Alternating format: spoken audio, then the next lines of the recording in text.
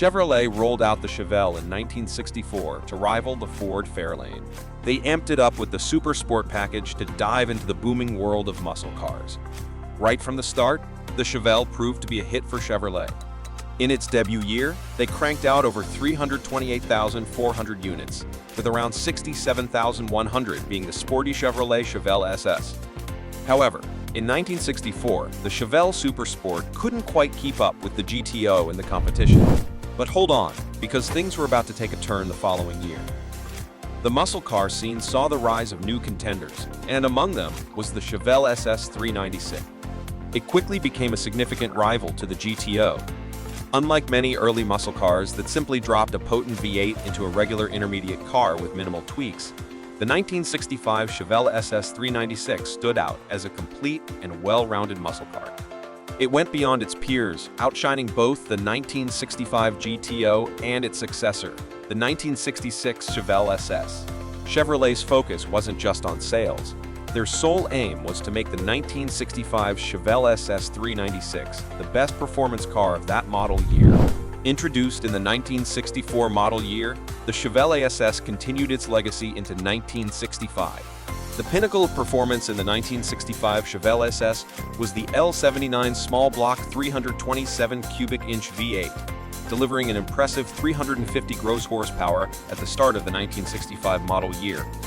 The competition was fierce, and Chevrolet was determined to set the bar high for performance enthusiasts. The 1965 Chevelle SS 396 is a wild 300 horsepower muscle car. In 1964, the Chevy Chevelle had a variety of engines to choose from.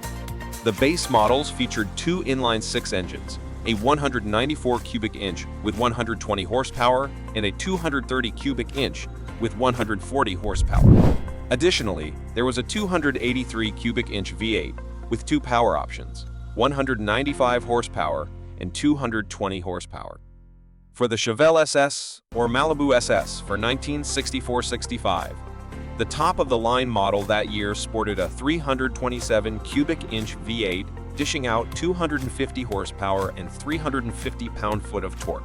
Now, the Malibu was the cream of the crop for the Chevelle in 1964 and 1965, loaded with luxury, but also a bit heavy.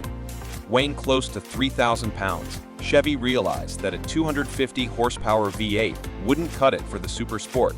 By mid-1964, they amped up the SS with a more potent 327 V8, pushing out 300 horsepower.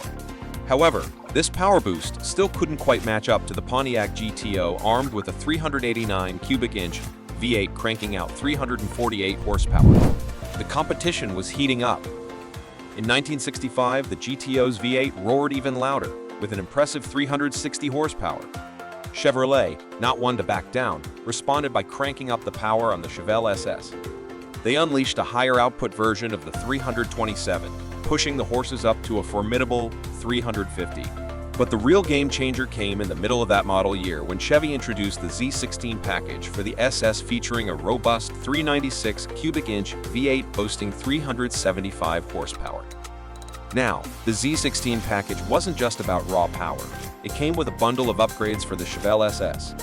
This included a munchy heavy-duty, 4-speed manual transmission, a performance-oriented rear axle ratio of 3.31, heavy-duty brakes, borrowed from the Impala SS, and a shortened rear axle. Chevy also threw in dual exhausts, a stiffer suspension, and a more potent steering setup. Unlike its counterparts in the muscle car realm during that era, the Chevelle Super Sport, especially with the Z16 performance package, wasn't just about dropping a powerful engine into an intermediate car.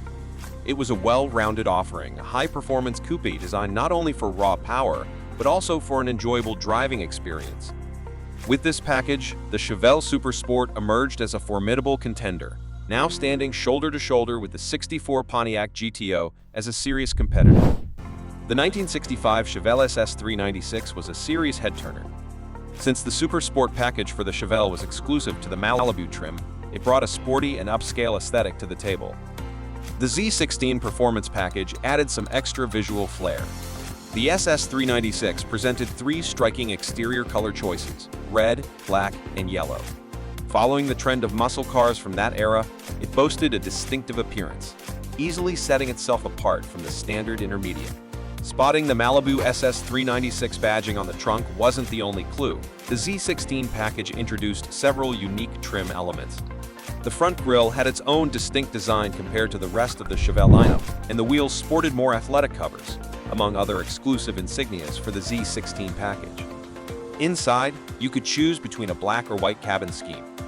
The Malibu SS lineup offered many standard features, including a 4-speaker stereo unit and automated outside mirrors. Adding to the allure, the bucket seats featured textured vinyl covers, but the real showstopper was the stunning 4-pod gauge cluster. The 1965 Chevelle SS 396 was a force to be reckoned with, boasting quarter-mile times in the low 14-second range, a remarkable feat for its time. However, its stellar performance faced a setback due to limited traction attributed to the absence of posy traction in the rear axle and the use of skinny tires. Had it been equipped with wider performance tires and a posy traction rear axle, it could have easily achieved quarter-mile times in the high 13-second range, or even better. The exterior of the SS 396 featured color options in black, red, and yellow, and interior choices included black, red, and white. Much like the GTO, the Chevelle SS 396 had the unmistakable muscle car look, signaling to everyone that it wasn't an ordinary intermediate car, but a true performance machine.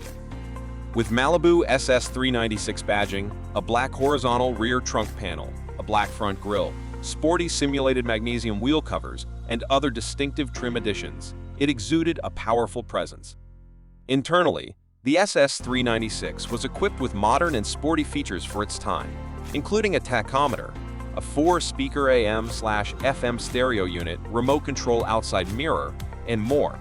However, its comprehensive performance package came at a hefty price of $4,586, about $250 more than the base price of a 1965 Corvette. This, combined with its mid-1965 model year release and limited promotion by Chevrolet, resulted in only 201 units being produced, with breakdowns including 198 2-door hardtop coupes, 1 2-door convertible, and 2 prototype 2-door hardtop coupe. Despite its high price tag, the 1965 Chevelle SS 396 offered exceptional performance value. Chevrolet made significant adjustments for the 1966 model year, substantially reducing the base price to $2,776 and introducing a less powerful base 396 V8 with 325 gross horsepower. While the 1966 model had highlights like the availability of the 375 gross horsepower L78 396 V8 and the 360 gross horsepower L34 396 V8, it couldn't match the overall well-rounded feel of its 1965 predecessor. The transition to a more budget-oriented muscle car in 1966 proved to be a success for Chevrolet, as Chevelle SS 396 production skyrocketed to 72,272 units. Despite faster models coming later, the 1965 Chevelle SS 396 has become a legendary, high-dollar, 6-figure muscle car in today's market. It remains a symbol of Chevrolet's pursuit of performance excellence during the golden era of muscle cars.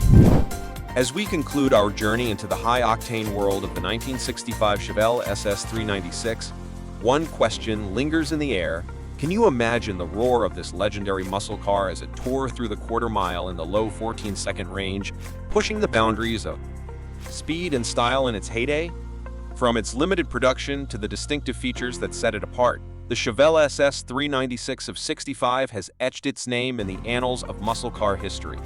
Picture the sleek black, red, or yellow exterior, the rumble of the L79 small block 327 cubic inch V8, and the adrenaline-pumping moments on the open road. But here's the twist. What if Chevrolet, in its quest for the ultimate performance machine, had unleashed the SS 396 with wider performance tires and a posy traction rear axle? How might that have changed the game for this powerhouse?